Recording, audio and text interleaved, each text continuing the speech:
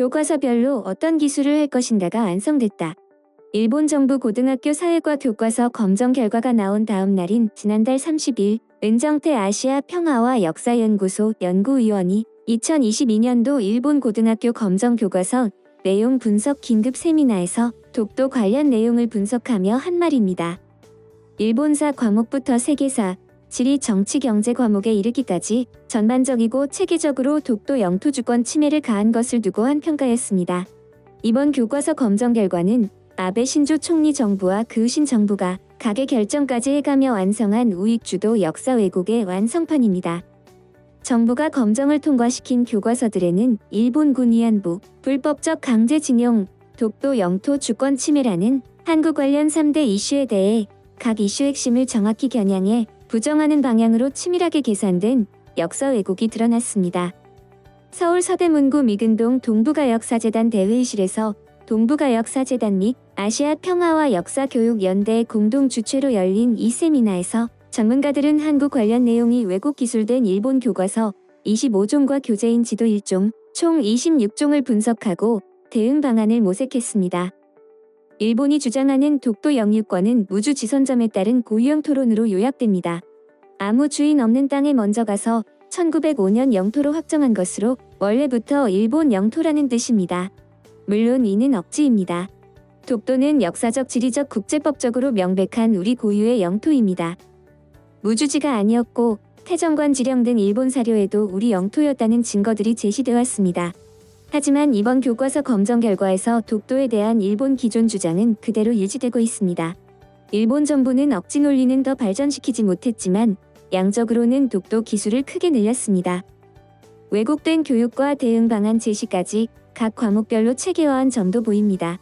일본사와 같은 역사 과목에서는 1905년 편입 경위를 중심으로 서술하고 정치 경제 과목에서는 한국이 불법 점거하고 있어 일본 정부가 평화적 해결을 위해 국제사법재판소 공동제소를 제안하고 있으나 한국이 거부하고 있다는 내용까지 썼습니다. 일본군 위안부 문제의 핵심은 군의 관여와 강제성입니다. 김학순 할머니 최초 증언을 기준으로 약 30년간 생존자들이 요구한 것은 정부의 진정성 있는 사과였고 일본은 정부가 한 것이 아니라 민간이 한 일이고 강제성도 없었다고 억지 주장을 펴며 회피했습니다. 이번 검정 결과는 교과서 내에서 일본군 관여, 강제성이 서술된 부분을 삭제하는 데 집중됐습니다. 종군, 연행이란 단어를 삭제한 것입니다. 지필자 대부분이 종군 위안부라는 표현을 써왔는데 종군을 삭제하고 위안부로만 쓰게 한 것은 군과 정부의 책임을 희석하는 행위입니다. 강제징용 문제의 핵심은 강제성과 불법성입니다. 강제징용 피해자들이 전범기업을 상대로 배상을 요구하며 법적 책임을 지게 하고 2018년 우리 대법원 판결까지 이끌어내며 싸운 이유는 돈이 목적이 아니었습니다. 강제성과 불법성에 대한 일본 정부의 책임을 분명히 하려는 노력이었습니다. 그런데 일본군 위안부 관련 서술에서와 마찬가지로 강제성을 띤 단어인 연행, 강제연행 표현이 사라지고 동원됐다, 보내지다 등으로 대체했습니다. 국가총동원법 징용령에 의거해 일본 정부가 일본 국민을 합법적으로 징용한 것이라며 이를 주장하려는 저희가 반영된 것입니다. 이 같은 사례들은 양국 시민사회단체들과 출판사들의 교류와 한일 공동교재 지필운동 등의 성과로 보입니다. 동시에 역사교육자, 지필자들의 양심마저 짓밟는 일본 정부의 교과서 개입의 부당성을 방증하는 것이기도 합니다. 전문가들은 양국 공동교재, 부교재 지필 등 지속적 교류 필요성과 함께 전략적인 용어 정리 필요성을 제기했습니다. 한예인 의원은 한국에서 좀 더 명료한 개념 정리가 필요해졌다.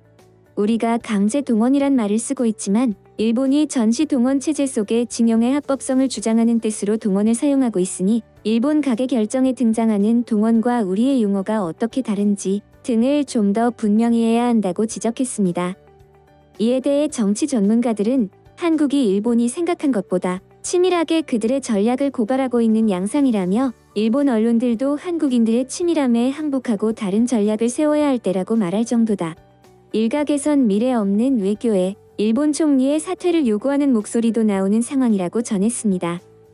이러한 억지에도 일본인들은 여전히 말도 안 되는 반응을 보였습니다. 다음은 파렴치한 일본인들의 반응입니다. 양국 역사학자들이 한일 역사 공동 연구를 재개해야 하며 정치에서 벗어난 환경 조성을 정치인들이 해야 합니다. 과거에는 한국 측의 비단 보따리 반환이 있어 중지하고 끝냈습니다만 그러한 것도 미디어는 더욱 오픈해서 적극적으로 작용해 나가야 합니다. 그것도 협의 내용을 공개하지 않으면 의미가 없고 그것을 두 국민이 보면서 공부하면 되는 것이지 서로가 상대국 교과서의 트집을 잡고 있는 현실보다는 훨씬 합리적입니다. 한국이 거부하더라도 국제사회가 보고 있는 만큼 일본은 불리하지 않으며 일본은 외교상 한국을 상대할 것이 아니라 국제사회를 의식한 어필을 해 나가야 합니다. 역사를 말하려면 객관적인 자료를 토대로 말해야 하는데 그들은 단지 낙인 찍기만을 위해 역사를 이용하고 있습니다. 한국은 역사 왜곡 등 타인을 비판할 권리는 없습니다. 그러나 새 대통령은 친일적이라고 저쪽에서는 화제인 것 같습니다만 이런 폭거를 방치하고 있어서는 충분히 반일적이라고 할 수 있고 관계 개선은 바랄 것도 없습니다만 분명 그들은 그것으로 좋다고 생각하는 것입니다. 그 나라의 역사란 이랬다는 것이 아니라 이랬으면 좋았을 거리라는 것이어서 논의는 늘 평행선이다. 반일 교육을 고치지 않는 한 개선은 전망할 수 없을 것이다. 100보, 아니 1억보 정도 양보하여 그들 나라의 그것도 사유지라면 그리고 일본 대사관 등의 눈앞이 아니라면 무엇을 짓든 그들의 자유인가. 결국 정치인들이 역사를 권력 유지의 도구로 쓰고 있는 것이 잘못이다. 다케시마 한국령로는 역시 무리가 있다. 마찬가지로 일본의 가해자적 역사에 대한 부정론도 왜곡이 심해 무리가 있다. 그러나 두 나라 모두 권력자가 인기를 얻기 위해 그 무리한 망상을 밀고 나가려 한다. 아무리 대통령이나 차기 대통령이 일본에 대해 미래지향적으로 하든가 발언을 해도 발밑에 국민이나 지방이 아직도 과거에 연연된 발언이나 행동을 계속한다면 한일은 미래에 대해 논의해도 결과는 안 나오고 의미가 없겠지. 기억 역사관을 만들고 사실 인정이 가능하다면 일본도 다른 기억 역사관을 만들면 사실 인정을 해도 무방하다는 해석이 되겠죠. 한국의 미래적 지향성과는 거리가 먼 이야기입니다. 한국이 정부 차원의 융화를 모색해도 무리가 있나 하는 생각이 들게 하네요. 별로 존재를 부정하는 게 아니라 자기에게 편리한 대로 각색한 이웃나라의 가상 역사에 반발하는 것뿐이에요. 동원된 조선인의 생활은 현재 한국 생활에 비하면 가혹하겠지만 동시대의 일본인 근로자와 비교해 비슷할 정도로 별 문제가 되지 않습니다. 일본군 위안부에는 일본인 여성도 있었고 일본군 병사들은 한반도 지원병도 있었다. 그래서 일본이 가해자이고 한국은 피해자라는 스토리는 사실에 입각하지 않는다. 모든 것은 한일 합방의 무효 여부로 귀결되겠지. 한일 합방이 유효하다면 국가 총동원에서 일본 국민으로 동원되는 것은 어쩔 수 없다. 본토에서도 모두 공장 노동 등에 동원되었습니다. 대한민국 정부 산하 국제교류재단의 재정 지원하에 한국 학자들의 주도로 준비된 2001년 개최된 한국병합 재검토 국제회의의 결론에 대해서는 어떻게 생각하고 계신지요? 자신들이 생각한 대로 결과가 나오지 않았기 때문에 무시라고 할 수 있습니까? 왜 기억 역사관 건립이 필요한가? 구체적인 증거를 내놓기만 하면 될 것이다.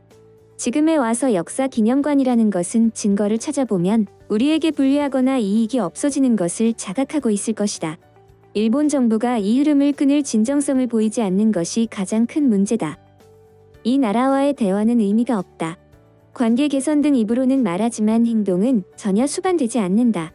무엇보다 관계 개선 등 할 수 있는 리가 없는 곳까지 한일은 와 있으므로 더욱 깊게 반일 활동을 하면 좋다고 생각합니다. 갈 때까지 갔으니 우리는 더 심화된 반일을 하고 더 많은 일본인이 그 이상함을 알렸으면 좋겠다. 소식 마치겠습니다. 내용 유익하셨다면 구독과 좋아요 알림 설정 꼭 부탁드립니다.